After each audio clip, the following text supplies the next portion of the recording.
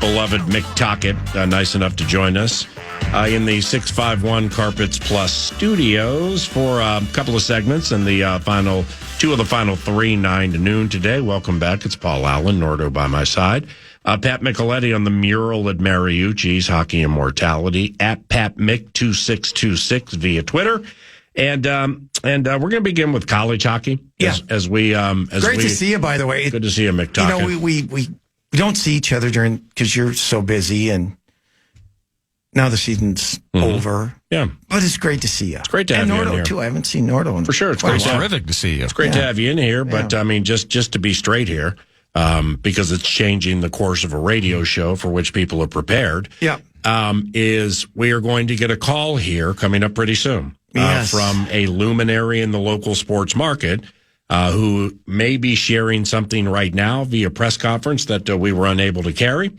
And that's about all I'm going to say. Yeah. And I wasn't told. We're waiting. Yeah, I wasn't told, hey, just here's probably what it's going to be about. Keep it quiet. I wasn't told that either. I'm just riding discernment right now that I'd prefer somebody else to share some information before I share and or guess, or that would be we about some information. So when that phone rings right there, so we wait. Just to be prepared for a little 3 to 5 minute interview with a high-ranking constituent, okay? Fair enough. East Lansing. The East Lansing Jaunt. Mm-hmm. Now, they got killed, and then they tied. Yeah. Were you surprised the way the weekend went? And good morning. Good morning. I was surprised. The 9-3 score. I'll set it up for you. Mm-hmm. It was 5-3 heading into the third period. I listened to your entire call. Okay, so early in the third period, Michigan State takes a penalty. And so you're thinking, okay, you score in the power play, you make it 5-4. It was not a good power play. And from that point on, at that point, it's going to be tough now because the momentum changes and Michigan State kills off the penalty. They get their juices flowing and they get the sixth one. After that, I think, Minnesota, I don't want to say they quit, but, they stopped playing at the level that they needed to play at and then went 7-8-9. Right. And so that was that. Played much better on Saturday night. But you know what? And I even made this comment to Bob after the game. I said, Michigan State played better on Saturday. Yeah. They had more control of the game on Saturday. And, ended up in a tie and then a shootout. I didn't see Saturday. Yeah. But Friday, despite. Minnesota had really good looks on Friday night. And Augustine, who I think will be the MVP of the league and the Hobie Baker winner. See, that's what I was going to say about Friday. Yeah. I mean, he's good. Holy cow. He's fabulous. Very, very good. You win back-to-back golds with the U.S. junior team. Yeah. And, he's a second rounder of the Detroit Red Wings. He's the class of college hockey as far as goaltenders. Okay. Now, second point here. Yep. And here's what caught me off guard is you I think were sitting relatively close to Bob Motzko when 9 to noon called him Thursday for Vox in the Box. And, he's a coach, so he thinks everything's going to be 50-50. Everything's going to be tooth and nail. Mm-hmm. Yeah, this team's gotten healthy, and we know what happened in December without some of our guns, some of our dogs. So, yes, we should be better. Well, that's what, my outsider view was into Friday night. Motzko got his team healthy. They're going on the road to beat a team that generally is not in this 1, 2, 3, or 4 spot, and they got this nice goalie. And then they got killed. And the 9-3, I think it's more than that. I mean, because they would tilt the ice. Mm-hmm. They would go 2 to their 1 a little bit. But then that's hockey goals. That's hockey, where you got everything going your way and what? Well, now you're down 3 again. This team, you know what I mean? Yep. This team needs to learn that they have to come ready to play at the start of a game. And that's been an issue for them. And to take it a step further is you can't have one good period and then just say, okay, we're good. Yeah. And that's kind of been their problem. It's kind of been a pattern for them. Hotline. And just so, kidding. And so, that's something that he's on pins and needles right now waiting for that hotline. I can just sense it from afar. Miko, he's the best. Miko's the best. Yeah. It's Miko Nordo, though. Yeah, exactly. Pecan. And so, that's an issue that they have to address because when they're on, they are freaking unbelievable. Right. But you can't have lapses, and they've had a few. And by the way, terrific work calling that game Friday night. Thank you. Man, I love listening to you on the radio. And this is FIDA, Fairness and McTocket Act, where, like a lot of people, including those who watch Vikings games and try to time up KFAN or whatever with the call, and it's hard. Well, that's what I tried to do Friday night. And I mean, I'm just going to start it here. Have you ever watched a Big Ten plus college hockey broadcast? I have not. I mean, it's difficult for me to say. I've heard a little bit. Okay. It's difficult for me to say because they're college kids, which I don't understand in the first place. Mm-hmm. I mean, with all the money that's gone into the Big Ten, and with college basketball, which I've seen the Gophers play on Big Ten plus. And it's a lot different than what I saw the other night. Yeah. I mean, with all due respect, because it's not easy. These jobs are not easy. No. But there are ways to do them, in my estimation, for what it's worth. I agree. While you're learning, that's not what I saw. I agree. Which really, with all due respect, was awful. The Big Ten should be embarrassed. And I understand that college hockey is a regional item. No doubt. It's not a national vibe. I understand. Yep. But please just try. Yes. I mean, because there are thousands of people watching. I mean, it's, let's put it this way, that I subscribed and unsubscribed more quickly than Sauce after accidentally hitting the wrong button to Twerkmate. I mean, I paid the 14 Twerkmate. I paid the 14 and change for the subscription. And I normally have to call Nordo for things like help me through this and bring my computer in, help me find the unsubscribe so I ain't got to pay it month after month. No, I found it fast. I mean, I was in and out of that sucker in 10 minutes. And what I did, I was listening to you guys, and you guys were a minute ahead. So I couldn't get the timing going and everything. So I'm like, that's cool. I'm just going to listen to Tocchet because I love him and he's good. And you were all fired up during that game, man. And then I'll just, when he says goal by somebody, I'll just wait the minute and see how it worked. I couldn't do it. Yeah. I just could not do it. So I unsubscribed actually middle of the second period. And it's funny because Twerkmate. Okay. I remember when we were in Wisconsin earlier in the year, and it was the games were on Big Ten Plus. Mm-hmm. I think both nights they were on Big Ten Plus. Mm-hmm. And I had Wally, talk to the young kids because I think that's good for them to meet a guy who's been doing it for a long time. Well, did they ask to be talked to? No, I said you got go talk to them. Good for you. Give them some pointers. Tell them how to do it, and because listen, you want them to. You know what I'm talking about. No question about it. And the 275 listening right now who watch this, right? I never watch it, but I was in on this one. Yeah, they know exactly what I'm talking about now. I'm being fair, and I could really go down the road of the pregame, the between periods, and what certain people think is funny. Yep. And what they think is talent coming out. Yep. And it was ridiculous. Yeah. Yeah. So I don't know. If Kevin Warren's the commissioner of the Big Ten, this does not happen. I'm telling you that right now. Yeah. This does not happen because everything Kevin puts out that is a display of his product. It is to the best of his ability. He may wait a while to get there, like he did interviewing all those coaches before Johnson got the job. This ain't going to happen. And Kevin Warren, he came up to me one time when he was the commissioner of the league. He and his wife, and he said, "You know what? I listened to Beyond the Pond. I really like that show. So it's not like he's not a hockey guy either. Yeah. And no, he's a good presentation guy. Absolutely, no question about it. And so, I wish I had an answer as to why they do that, but that's way above me. So when are you calling games on the radio again? Not this weekend. We have TV this weekend. Fox 9 Plus. Fox 9. Oh, Fox 9. Fox 9. Ooh. Yeah. With us? Against who? Notre Dame? Against Wisconsin. Oh. And a little kicker. Mike Hastings, though. On Friday night, we are going to have an hour pregame show. Wow. Not a half hour, an hour. On radio or TV? TV. Oh, shoot. On Fox. Who's doing that? Well, my partner, Jim Rich, who does a fabulous job on the call. Excellent. And puts the whole pregame show So y'all are putting together. some packages together and everything, right? Yeah. Cool. So our pregame show 6:00, and then the game at 7, and both games are sold out, which they pretty much have been all year. And so Scotty, any good? They are improving. They split this last weekend with Michigan, 16th in the pairwise. Yeah, have they updated the pairwise? Are we still third? Michigan State second, Boston College 1. That's what I'm seeing. That's what I'm seeing. Really? So we get killed 9-3, and then we tie. And we stay in the same pairwise spot. Well, when you play a team, that's true. That's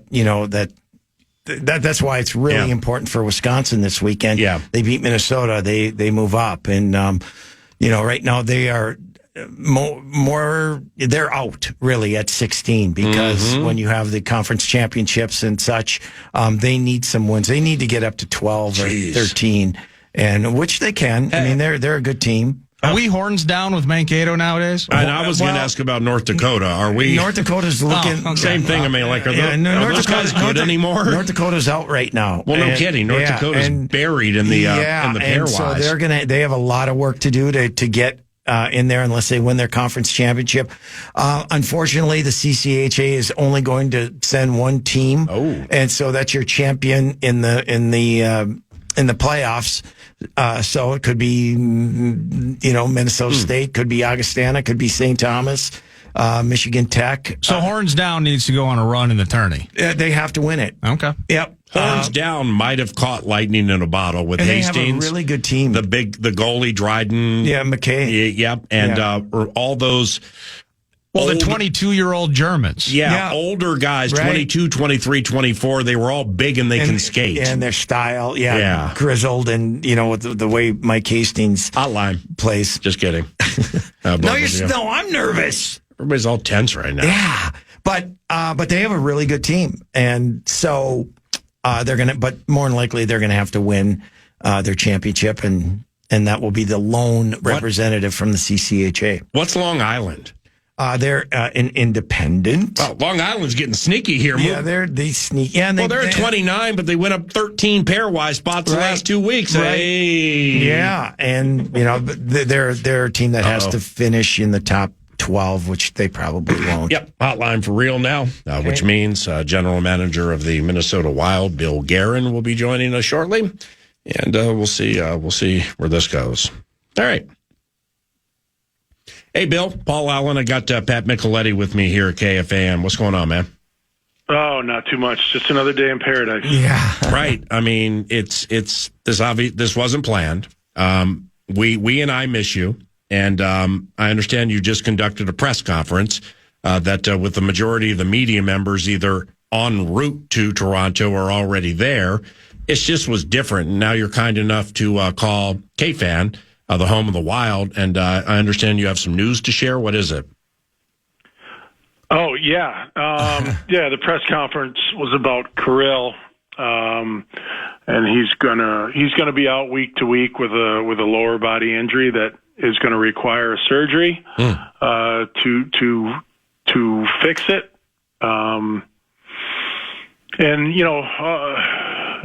Disappointing, yes. We're a much better team with him in the lineup, of course. But hey, look, we've got big games to play. We're on a big road trip. We've still got a good team, and we just got to keep plowing forward. Boss, let me ask him a dumb question here quickly, just to get it out of the way. Kaprizov, week to week, but surgery required, and a mini press conference or public proclamation of what's happening. So if it's not out of the ordinary, why would you do a press conference?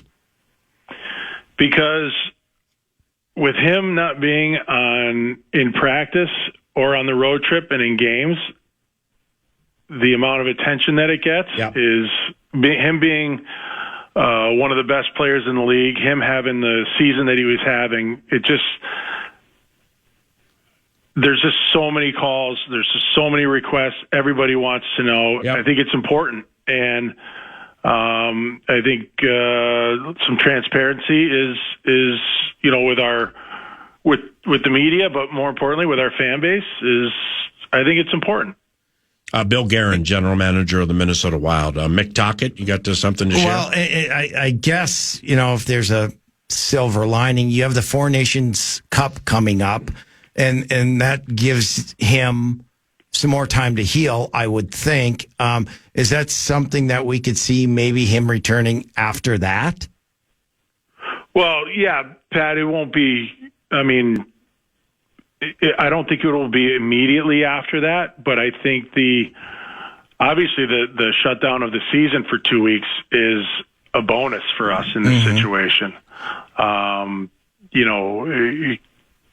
If we were just continuing to play like normal, it wouldn't eat up as much time for him. But that's kind of a silver lining to the whole thing. I know you're not one to panic over something like this, but does that make you think about, okay, we might have to do something maybe sooner than later, whether you were thinking about, making some type of deal or, down the road or whatever? Does that make you think a little bit, or is this something that you just have to, let it play itself out? I don't know if it really changes my thought process, but here's what I said earlier in the press conference is that I'm going to do whatever we're capable of doing when it comes to our cap space. These get complicated. We'll see what the health of our team is, how much cap space we can accrue by the deadline, and then go according to that. We're going to try to improve our team regardless. So I guess in a way it doesn't really change my approach, but it might change the level of which we can operate at. Yeah. And if that makes any sense. Well, the cap situation for somebody like me. Yeah. I'm 5 years junior college, didn't even get a degree. Are you kidding me? I was doing a Vox in the Box last Thursday at TRIA. I asked some inane question about Jiricek and Chisholm, and then it's like left shot, right shot, salary cap, nickels and dime. Hey, whoa, okay, let's start talking about Utah and try to figure out who's going to win this game. It's part of it. It's very complex. I understand that, and so with Kaprizov, he comes back. You guys go 1-2, get the win against Chicago. Before that, and when he was gone, you had a winning record. Now, I'm certainly not saying that he's not a major portion of the equation, but I've just learned hockey more than any of the pro sports is a game where you can lose somebody for a little bit and still find ways to win. Is that fair? Yeah, absolutely. We have to, we just have to come together as a team and play like we can. Listen, we've been down this road before. We've been without Kirill before. We've been without Spurge, with Broads, with Eki, without Moose. We've been without, some of our core guys. You just have to do it. But if you come together and we play the way we can, we tighten up. We can still have success. Well, I'm going to try to put a smile on your face. Not that you don't need a smile or whatever, but I do need one. All right. I happened to see your first rounder for 2 games last weekend, and let me tell you, was he impressive? Charlie Stramel. Just was fabulous all weekend. I'm sure you know that. You get the reports and et cetera, but watching him and see his development has been, he was just a beast out there all weekend long. Yeah, Charlie's really come a long way, and it does put a smile on my face. You know what, our development guys, Brad Bombardier, Cody McLeod, Derek Stepan, they have been working with him, tirelessly. He has put the work in. I think the move over to Michigan State has been really good for him. They've got a really good team. They've got an excellent young coach that believes in him. And you know what? Sometimes that's just what you need. And you know what? Charlie is a talented young man, and he's making the most of this new opportunity for him himself at Michigan State. And we love to see it. You know what? Everybody's development path is different. Yep. And some are smoother than others. And, some take different turns, but they can all get there in the end, and that's the important thing. Yeah. I mean, I think he on Friday night he took 25 draws, and I think my numbers are, I'd have to relook, but I think he won 21 draws. I mean, it was just, he was fun to watch, to say the least. So anyway, yeah, and I think it's great for him confidence-wise too, because I know coming out of Wisconsin, he didn't feel great, and I think hey, look, in any aspect of life, confidence is so important for a young person, and Charlie seems to have found a lot of confidence there at Michigan State, and it's awesome. Hey, Bill, before we say goodbye, I have a suggestion regarding Kaprizov, if you'd like to hear it. I'd love to hear it. Cool. Are you familiar with Nikita Kucherov and Mark Stone? Yes. Okay, great. Okay, and I'm not asking, you to analyze them and get some kind of violation. No, you're just familiar with them. Cool. Well, so maybe Kaprizov goes to long-term IR, and then under the cover of darkness, he becomes like Wayne Gretzky good, but nobody can see it. And then the postseason begins, you're in it, and then he goes Kucherov and wow, holy cow, he's really that ready? Wow. You know what I mean? Yeah. Oh, I know what you mean. Hey, look, those 5 years of junior college were not wasted. I mean, you are smart. LTIR, man. Kucherov, Stone, and Kaprizov, and Gretzky, and here they are. Yeah. All right, Mr. GM, sorry for the bad news. Hopefully it's going to go where it's supposed to go, man. You guys are having a good season. Best of luck. You got something else, Mick? No, I just appreciate the chat. Yeah, me too. Best of luck up Canada way, and we'll see you soon, all right? Thanks, guys. Yep. Thanks for having me on. Yep, see you. Bill Guerin, General Manager of the Minnesota Wild. First, covenant collapse for the organization that is the Minnesota Wild. And here's why. Because this is big news. This is very really big news. Yeah. That Kirill Kaprizov is having surgery. So Bill comes out with the cliche GM work. It's week to week, but he's having surgery. All right. Week to week is so subjective. That could get you 195 weeks, and it's still week to week. When you got surgery involved in the equation, that could be season. Right. Especially where we are now in the second half. You don't know, right. But the covenant collapse for the Minnesota Wild, specifically Aaron Sickman, who runs their public relations, their media relations, they didn't have to do that. All right. There's a press conference that just took place at XL Energy Center, or TRIA, and a majority of the media members, the Joe Smiths, the Russo Radios, Sarah McLaughlin, stuff like that, the ones who cover the team on a daily basis, they're en route to Toronto, or they're there. Well, this is big news. Yep. And, before the team, which leaves today for Toronto, gets there and there's no Kaprizov, well, now all of a sudden that's major peppering for the head coach day of game. Yep. Last thing that you need.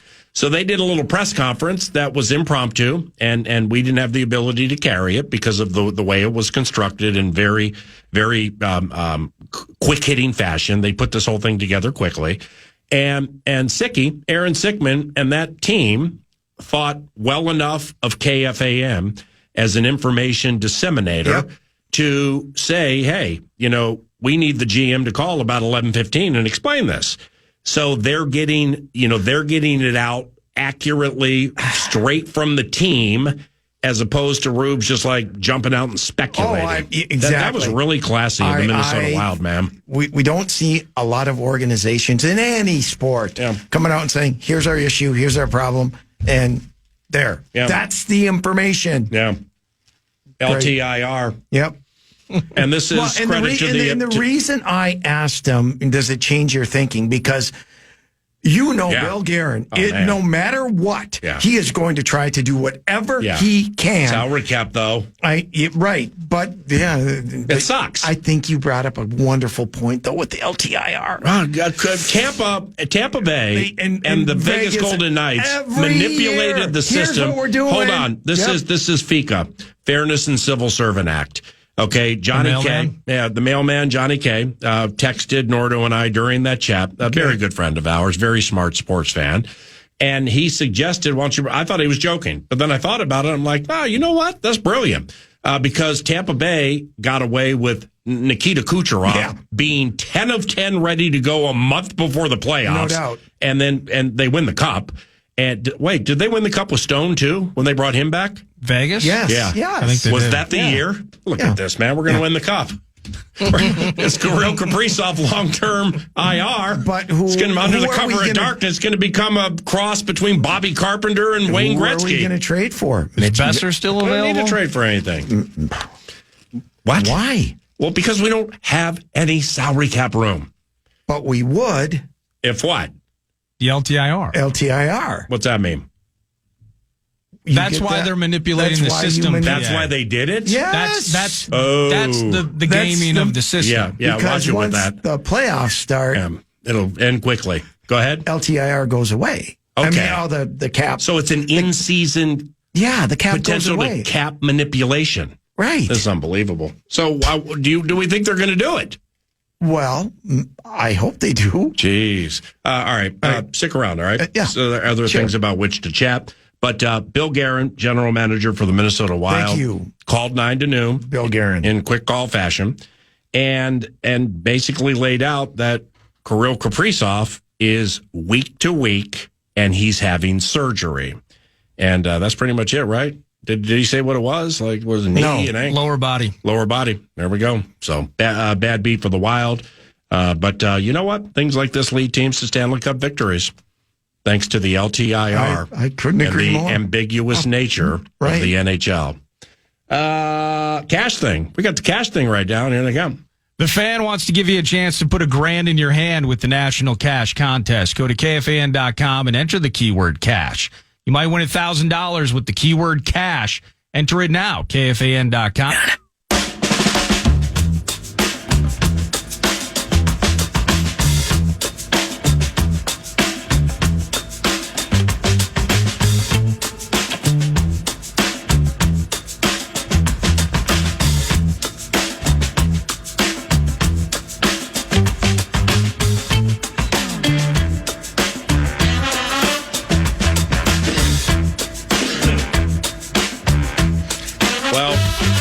At Toronto tomorrow night.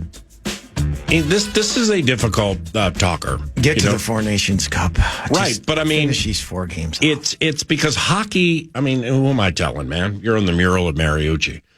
Hockey is such a unique beast when it comes to the core 4 of pro sports. So if the Wolves lose Anthony Edwards, okay, there's going to be a drop-off within 10 games. Yeah. Okay, or maybe 5 or 6. Conspicuous, correct? Yep. Let's say the LA Dodgers lose Mookie Betts, or that's a position player, their best pitcher. Okay, that's an individual type deal. The pitcher matters most in Major League Baseball if you're spotting up.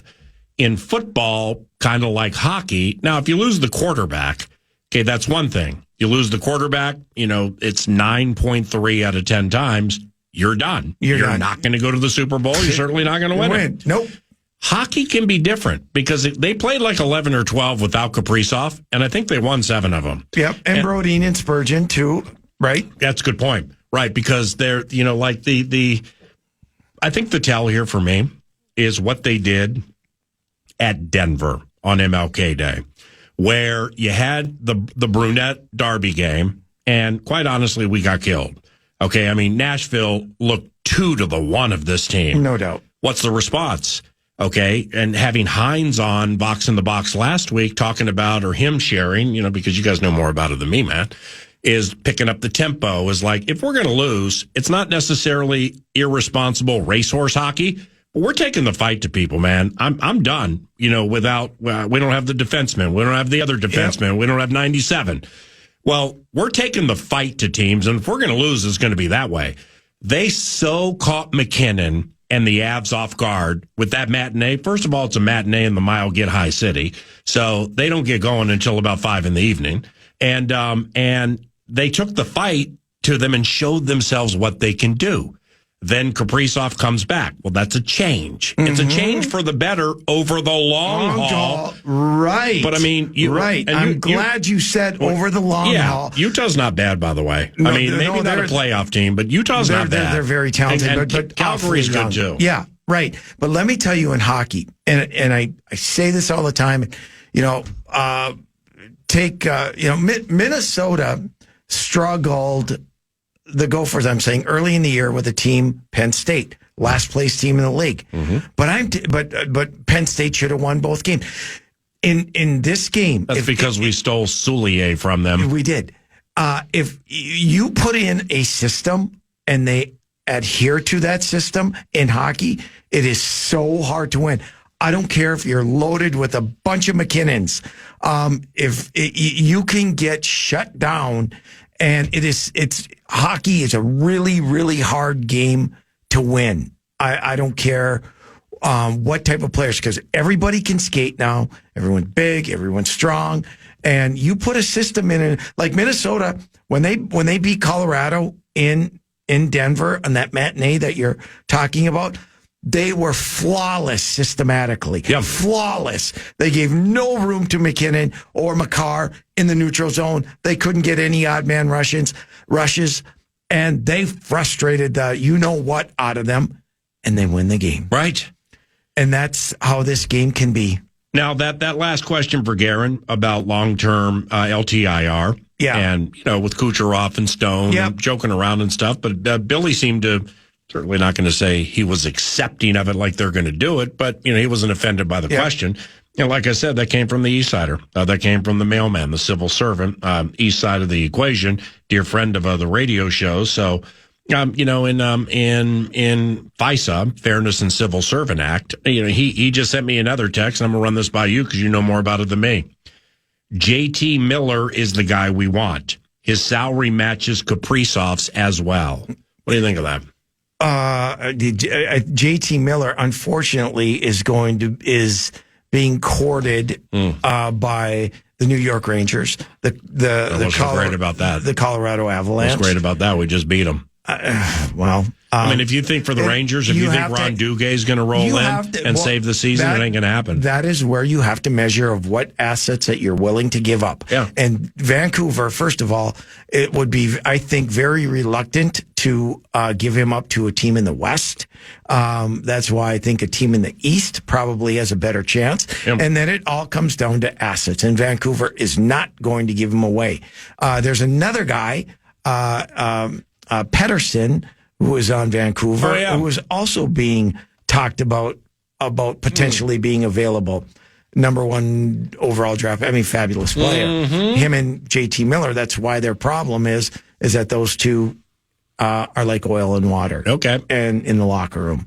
And so one of those two may be available. But I don't know if I don't think they're going to end up in the West. Last query or comment goes the way of Mikko Nordo. Well, it's just important, all jokes aside and bits aside and sneaky this, sneaky that. Russo reported that because it's not a season-ending injury, that the LTIR bit would not be an option in the first place. Yeah. Mm-hmm. So therefore, the idea of replacing salary and making a big deadline deal, it doesn't appear to be applicable in this case. So why can't we make it season-ending?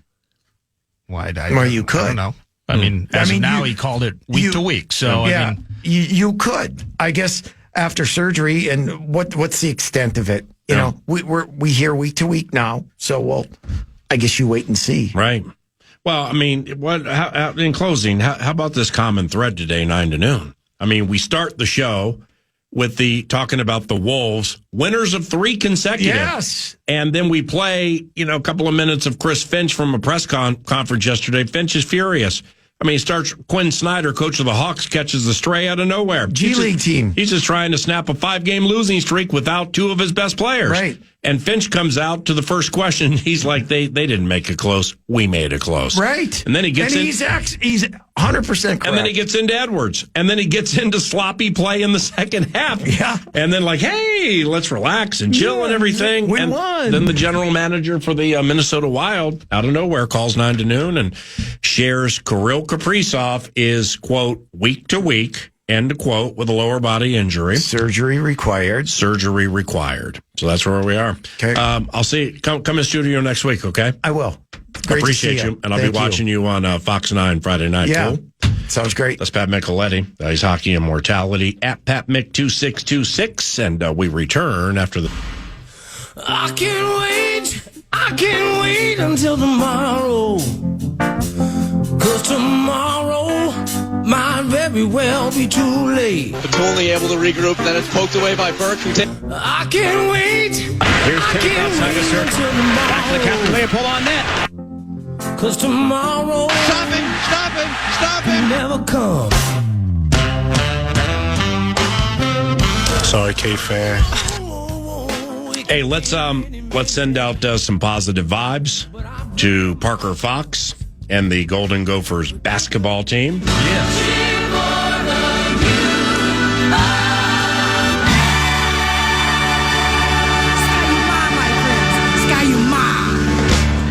Acid tested for class this evening.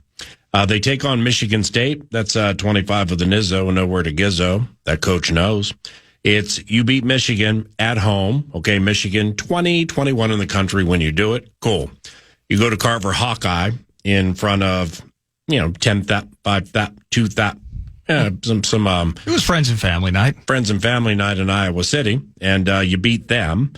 And then you come home and you have what I believe it was a sold out house. And you had a loud student section and 15th ranked team in the country. I watched like 15 minutes of the game.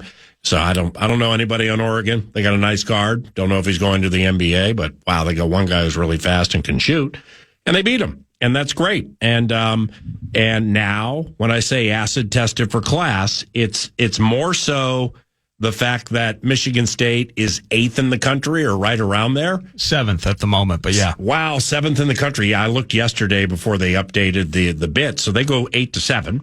And you're hot, and they've already beaten you, and it was the first Big Ten game of the year for you at Williams Arena, and you got smoked. And now it's 25 with the Nizzo and nowhere to Gizzo. He knows. Wow, 7 o'clock, KFAN tonight. Mike Grimm and Al Nolan tonight on KFAN. That's a big one. And 9 to noon. How cool is it, by the way, just as a small, just to think about even what a week can do, 10 days can do for this team, man, where it was ugly. I mean, they're losing games left and right. Yes. They're dwindling leads, the whole bit. Everyone's sour on the whole thing. Yes. And just in 3 games, they've found a way via a buzzer beater, via friends and family, but you can't argue with what they did almost wire to wire against Oregon. Yeah. And now it's Izzo. That's sweet. I love seeing that. And Parker and his contributions throughout this has been terrific as well. Well, Dawson Garcia, I don't know where he ranks. I mean, he's one of the best players, one of the better bigs in the country, specifically when it's shooting. He'll be drafted. So, I mean, and he's carrying all sorts of that offense right now. So I wonder statistically where he's at. Mm-hmm. So good luck to them tonight. Listen to it, 7 o'clock, KFAN. I'm Paul Allen. Ladies and gentlemen. 22nd in the country. From the fighting city of Mankato, our opening act this evening for Lil Baby, an up-and-coming, emerging rapping star. Ladies and gentlemen, we are proud to present Big Daddy Khan. It's going to be tough to live up to that intro.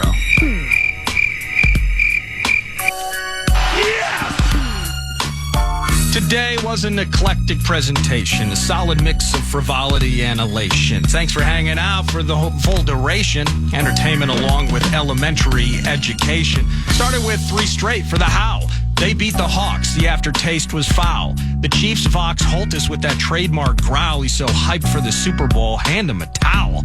And we're outside the party and we're fogging up the windows. Our roster, it will go where the wind blows. This spring, buckle up for a purple purge, and sometimes it feels like an annual scourge. And if that in itself wasn't a thrill, surgery week to week for our guy Kirill. So we end this show on a grim note, ho-hum, but here to cheer you up, next, the Grum. Oh my God, Kirk O'Shea. Podcast today's Paul Allen Show, or listen back to previous show and interviews by going to the iHeartRadio app or KFAN.com.